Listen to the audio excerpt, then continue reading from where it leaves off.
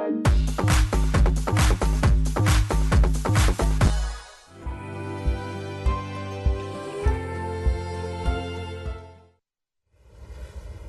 what a difference a few days makes at the end of the group stage of the Asia Cup. This could very well have been a predicted final for a lot of people, especially given India and Afghanistan bossed the tiny group stage phase of the tournament. We thought this could very well be the team that India ends up facing. And a few days later, they both lost to Pakistan and Sri Lanka and will be on their way home after tonight. All that will stand for their Asia Cup record is the 2 points that only one of these teams will take when they play their final game in Dubai.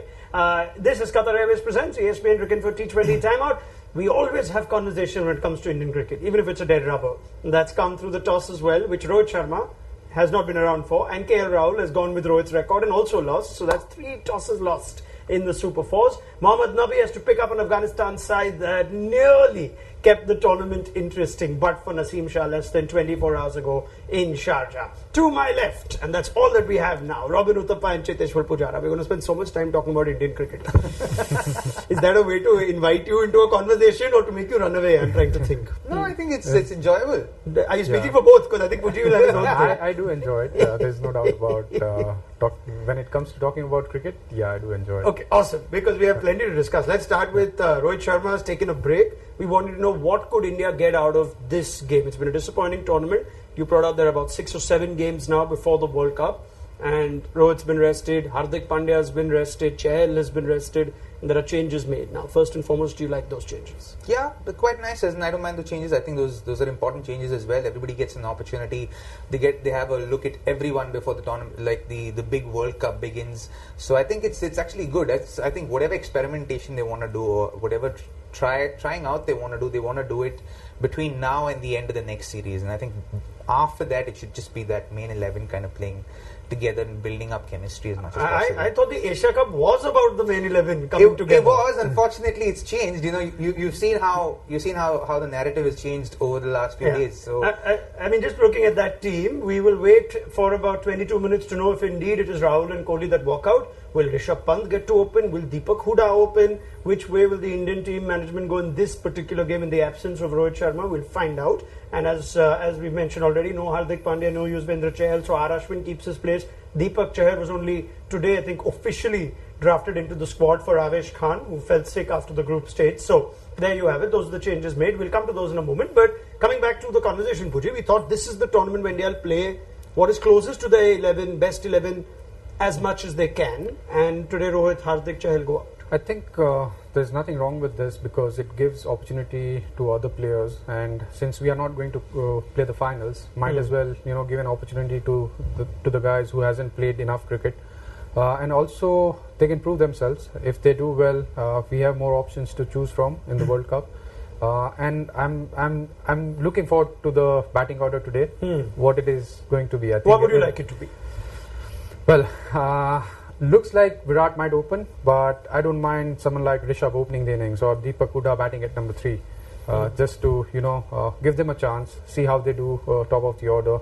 In case someone gets injured, and if we want to change the batting order, we should have options even up front. You've got the expression of the guy who knows the answer before the teachers ask the question. Because on our last 2 shows, you've been saying Pant should not be playing for those positions. He should be waiting for his time in the top 4. So you obviously would like to see him at the top of the order. Absolutely, as in without a doubt. Anywhere in the top 4, I'd love to see Rishabh Pant bat, because I think that's where he's always batted and when he's done well.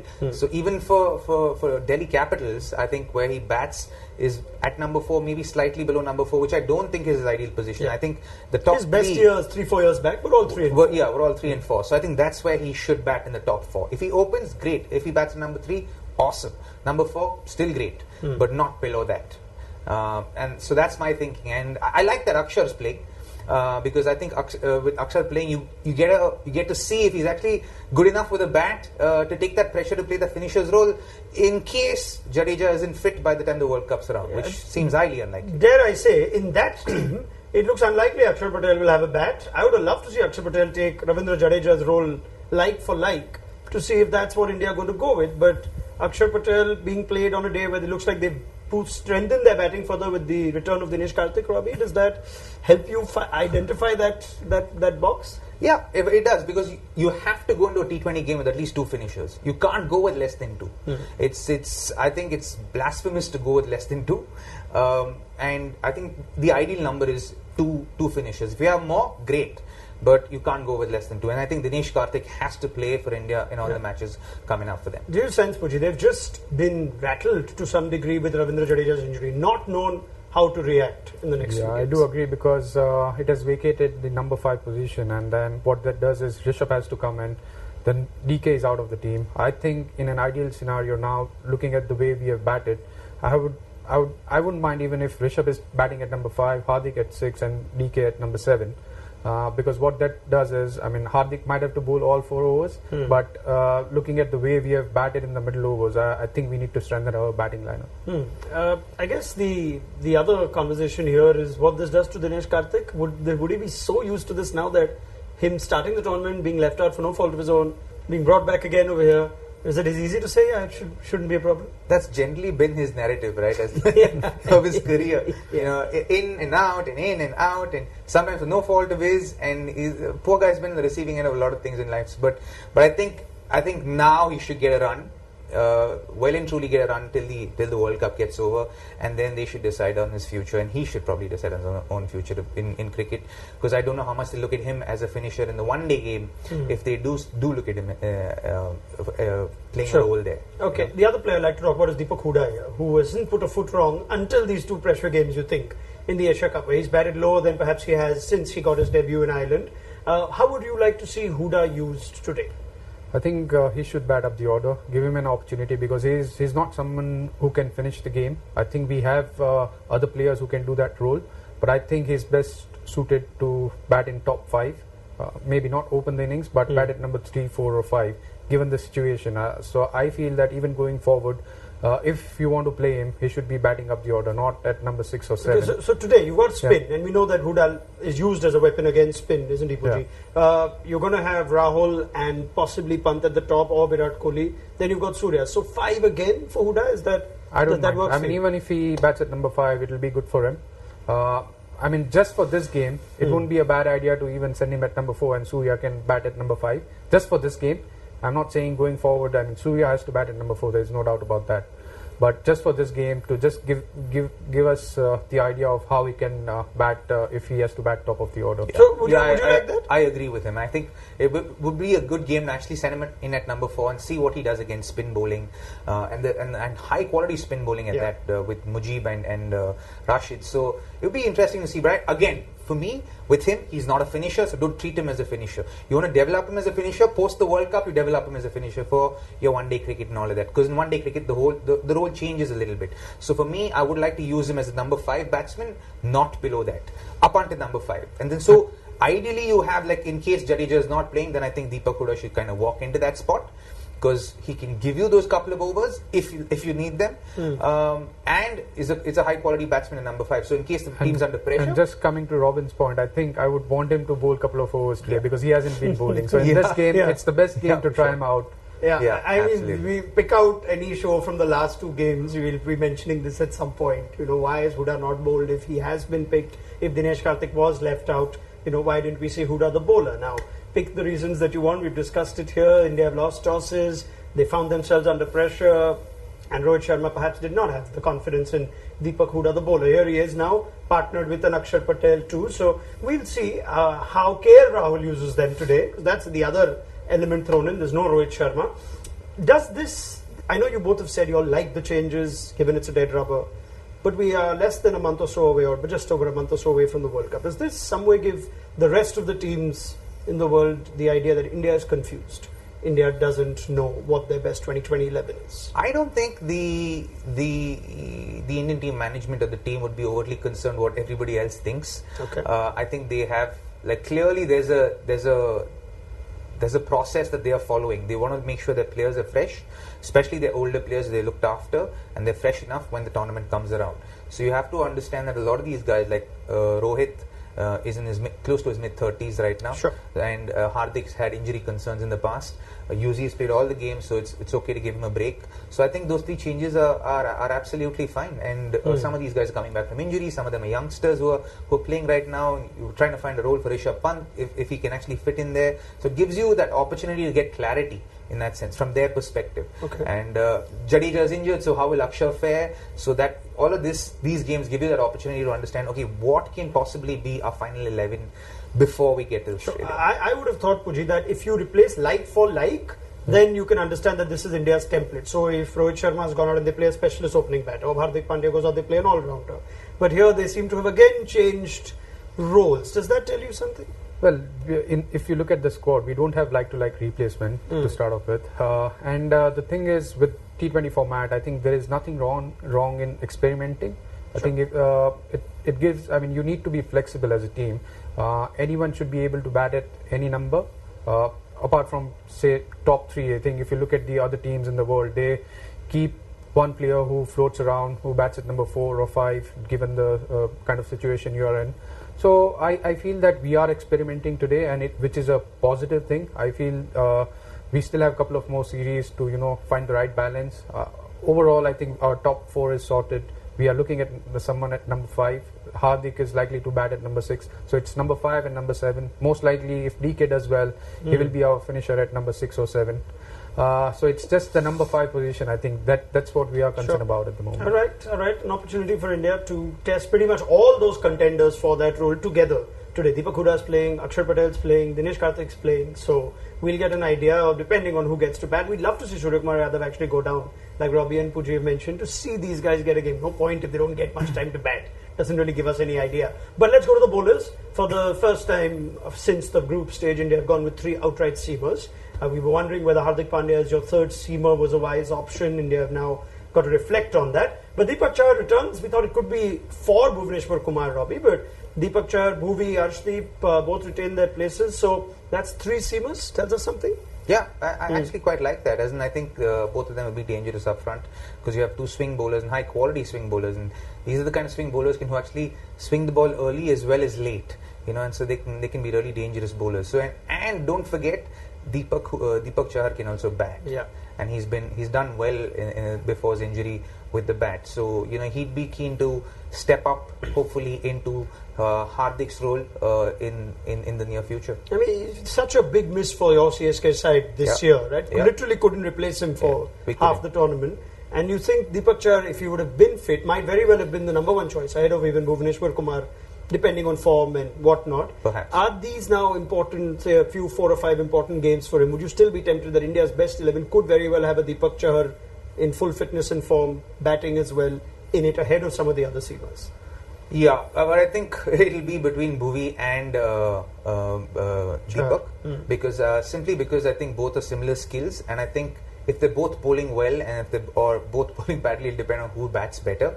And in that, at this point, I feel Deepak has an edge. But Bhuvi's death bowling has been a concern in the last couple of games. But they would have to try that out with Deepak as well and see how he fares in the death, because he's predominantly bowled with the new ball. Although he has a lot of confidence in himself to bowl in the death, not a lot of people have entrusted him with that opportunity. So if that opportunity is given to him and he fares well, that might put a few question marks in the team management's mind as to who do we go with. Yeah, that's exactly what's going next, Puji. I think after the West Indies series, we were saying, is Bhuvi a sure shot now? He makes it easily. After the Asia Cup, are you looking to still sort of evaluate that position? That Bhuvi's death bowling remains a question mark. If Deepak Chahar can outperform him, he could even I think this is not the right time. I feel that if Deepak had to play instead of Bhuvi, he should have played a lot earlier. But now I think Bhuvi has been doing that role for us. He has been picking wickets with the new ball. The only concern is his death bowling, and I'm sure he's experienced enough to learn from this games and get better at death bowling. So I would back Bhuvi going into the World Cup. There's no doubt Deepak is a very good bowler. He can bat, as Robin said. But this is not the time to make those changes. I think Bhuvi has been playing for us for quite some time. He understands his role in the team, so I don't think we should be tinkering around with that. It's a rare game where you'll see both Bhuvneshwar Kumar and Deepak Chahar play together. When Bumrah's back, Harshal Patel's back, you may not necessarily see both of them get a game. But in a way, does this relieve Arshdeep Singh also to do a role that he's better suited to, Arshdeep middle and death rather than Arshdeep new ball? Puji? I agree. I completely agree because the only concern I find in Arshdeep's bowling is when he's bowling with the new ball. He's getting better in each and every game. But if he's bowling in the power play, I think he needs to get slightly better, especially in the Australian conditions when we play the World Cup. And if he's part of the playing 11, he'll have to bowl well in first 6. But the way he's bowling in the death, I'm very impressed. He's able to defend. He almost defended 7 runs in the last game. So I think he's improving in every game. Ravi? Yeah, I think he's phenomenal at the death. I think once Bumrah and Harshal come into the 11, then and you have Hardik there as well. The 4 of them might bowl an over each. Maybe Bhumi will bowl 2 in the first 6, and then they might close the first 6 with everyone bowling just 1 apiece. So maybe somebody else bowling a 2 overs. But if these 3, and predominantly I think in Australia you want to go with 3 fast bowlers in your lineup, and then at the death, imagine having 2 of Harshal, 2 of Bumrah, and 2 of Arshdeep at the death. That's quite a bowling lineup. Sounds awesome, right? Yeah, it's almost as good as Bumrah and Archer together, if we ever see that happen in the IPL. Anyway, speaking of bowlers though, from what I was reading on social media and the conversation around Indian cricket at this Asia Cup, it seems like a significant amount of focus is on the seam bowling department, and that India still had 180 and 173 to defend, and early wickets were not got against Sri Lanka. Death bowling has been a concern in both games. Seems like the bowling's come under criticism. We spent a lot of time on our last show essentially stating that the batting has let India down in both games, where they could have got 20 more, but they still got 180 odd. How do you assess the criticism of the bowlers in the Asia Cup this year? Do you sense it's valid? The seam bowlers in particular. See, not necessarily, right? Because everyone's understood the fact, especially in Dubai and Sharjah and in Abu Dhabi, that batting second is a lot easier, right? So they go into a tournament knowing that fact, right? And it's a confidence game. So the batters going in there know batting second that, you know what, it's going to be a lot easier. Just wait for my opportunity and it will come, and it does present itself, right? When you watch how the bowlers bowled, it's not like they bowled bad areas necessarily, but the kind of variations of pace that we saw in the first innings is vastly different from how the ball came so well onto the bat in the second innings, and that just makes for a whole different ball game. You know, when the pitch behaves that differently from the first innings to the second, you want to give and you want to offer the bowlers that little bit of extra cushion. Sure. You know, if the pitch remained the same, you know, even 150 would be enough. 150 would have been a fighting total on that track. Puji? Look, we have played all games at Dubai. If you look at some of the other teams, they have played at Sharjah, and we have bowled second all the time. So we haven't seen our bowling when we have bowled first. So I think we need to give that cushion. I think we can't be criticizing them too much because the wicket has been getting better in the second innings, and they have bowled reasonably well. It's not that they haven't defended 200. It's 180, and most of the times, I mean, in last couple of games, we always thought that we are 15-20 runs behind. So I think we need to back our bowling. They've been bowling well, and I don't think there's anything wrong with our bowling. And look at what happened in the first game against Pakistan. We bowled first, and look how well we bowled. Yeah. Right? Again, the wicket was different.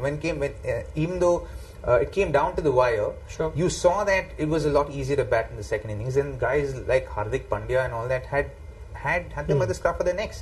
Yeah, fair point. If you look at India's numbers at the death, that may be something you're concerned about, but you put that in perspective with what both Robin Uthappa and Cheteshwar Pujara have said about the relative ease of batting in the second innings in the UAE, especially in Dubai. Economy rates of 10s and 9s between Pandya, Arshdeep, Bhuvi and the others. Whether that is a matter of concern, something that we still wait to see.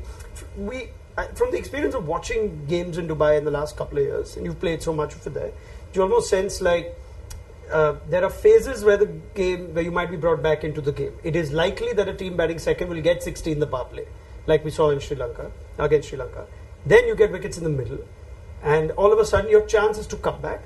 But exactly there where the extra 20 runs matter, where you sense that that's a pattern of games in the UAE. Yeah, in UAE predominantly you have to go back to the the older version of approaching a T20 game, where you think about wickets in hand, whether you're chasing or you're setting up a score. If you have wickets in hand at the back end of the innings, then you're more likely going to be on the winning side of the inning or the match.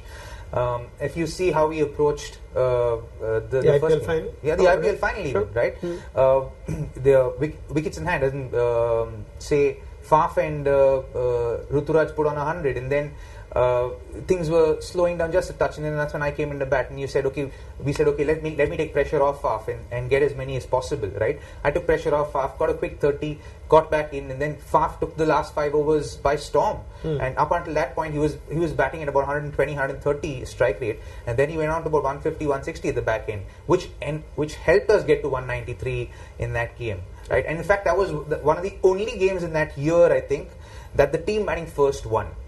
Yeah, Puji? Well, I agree with what Robin is saying, but I think looking at the way the guys have been approaching, the plan is for the World Cup. It's not just about the Asia Cup. I think the kind of approach they are having is they are having that mindset that we want to be positive throughout the game. First 6, we want to have somewhere around 60, but even from 6 to 15, we are going to go hard, no matter what kind of bowling lineup we are playing against. Even if we lose wickets, we are still going to go hard. How we do that, I think that's important going forward. When we lose wickets, what kind of shots can you play? And there are less risk shots which you can play and still get rewards. I think that's what we need to work on. Apart from that, I think the approach is perfect, because this approach we are looking at for the World Cup, not for just Asia Cup.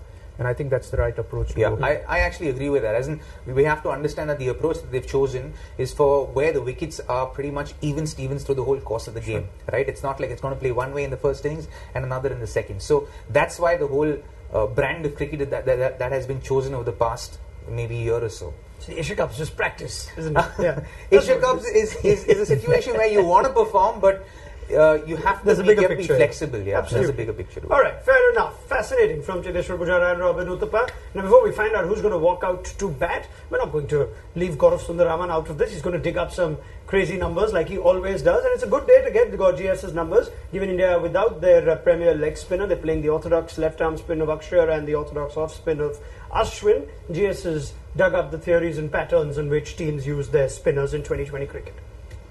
It's a dead game between India and Afghanistan. So I thought I'll dig a bit deeper into a T20 concept, something which I'm very curious to know what the experts think. A lot of team changes are being made based on matchups, but matchups not just between a batter versus a bowler, but more towards to do with the bowling type. How does a wrist spinner fare against a right-hander? Or how does a left-arm orthodox player fare against a left-hand batter? So these are some of the concepts in T20 which a lot of people take cue to. I was just trying to dig deep to see if it really makes a difference. So let's look at some of the numbers. A right-arm off-spin versus a right-hand batter and a left-hand batter. Over the last 3 years, across all T20s, the stats don't reveal something very drastic. It's pretty much the same. Same with respect to the right-arm leg spin versus a right-hand batter or left-hand batter. Even here, both the economy rate and the average are very similar. Yes, these are across all leagues and across all countries.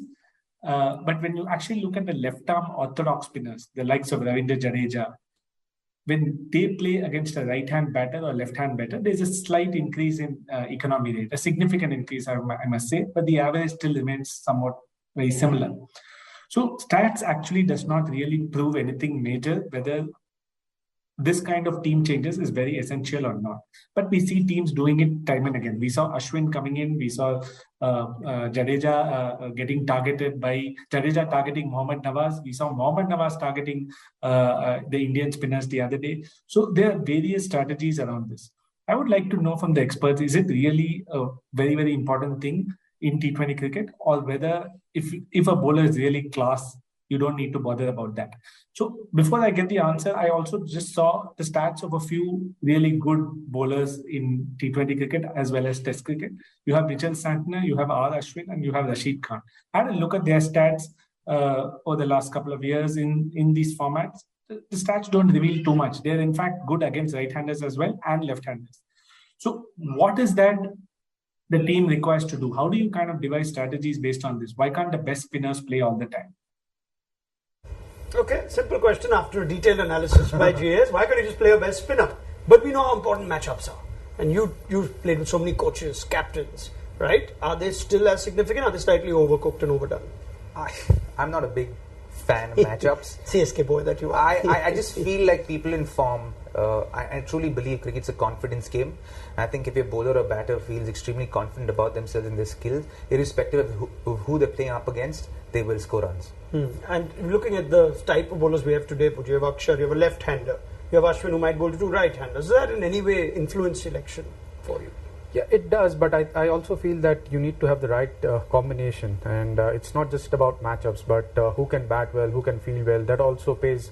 I mean, that also is very important from the team's perspective, and whom you are looking at in the World Cup. So there are times where you want particular player in a particular game, but overall, I think the team selection should be what your plans are in the future, because Asia Cup is important. Next couple of series, it is very important. But the most important thing is World Cup, and whom we are looking at playing in the World Cup. Those players should be back more often. This tournament in itself is a testimony if matchups work or not, right? As in, if you look at the teams that have qualified for the finals, it's not like they focus too much on matchups. They played their best players, right? And they turned up in each of the games and they performed really well. Yeah. And that's the whole thing about T20 cricket. It doesn't matter who you have on paper. Honest to God, it does not matter. All that matters is who performs really well on that particular day, on that given day, on that match day, which is the team that turns up and puts up a better performance. Yeah, I think that's fair. You've seen Nawaz and Shadab Khan bowl to left-handers. You've seen Tikshana and Asaranga play regardless because that's their best team. All right, we'll see how Rahul uses Akshar and Ashwin and possibly Deepak Hooda in the second innings today. We've got the answer to who's walked out with him to open the batting. It's Virat Kohli. Now, have India missed a trick? Could they have been better served trying Rishabh Pant or Deepak Hooda at the top of the order? Can you make sense of Kohli and Rahul, Puji? I think so. I feel that Rishabh and Deepak will bat top of the order, hopefully. If they don't, then I'll be a little surprised. But I'm not worried about the combination we have today, because Virat has always loved opening the innings in T20 format. It gives him one more game to score more runs, which will give him more confidence going into next couple of series and even the World Cup. So I think this is the right combination for this game. But I would love to see Rishabh and Deepak bat up the order in top 4. See, as long as there's clarity about Virat Kohli batting at number 3 in the World Cup. Now, if he scores runs here today, and if that throws a spanner in the works in them of what they want to do in the World Cup, then it'll cause more confusion. You stir the pot a little bit more, right? Now, we would want to do away with the stirring and say, okay, everything is fine as is, and this is what we're doing for this game alone, right? As long as that clarity is there, I think it's fine. As long as Kohli knows what the role is in the World Cup. Yeah, I do think. Assuming he plays. Yeah, right. We leave it there.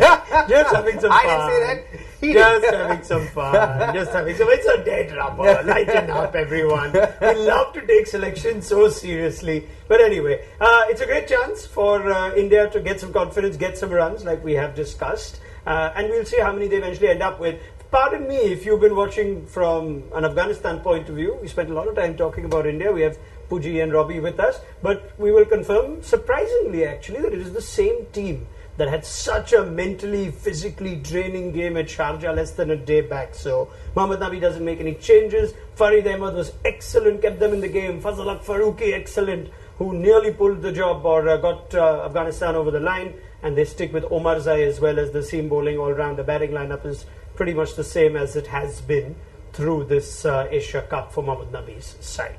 All right, let's get a quick prediction before we wrap it up. Fine, I'm not messing with you all now, just asking you a fair prediction.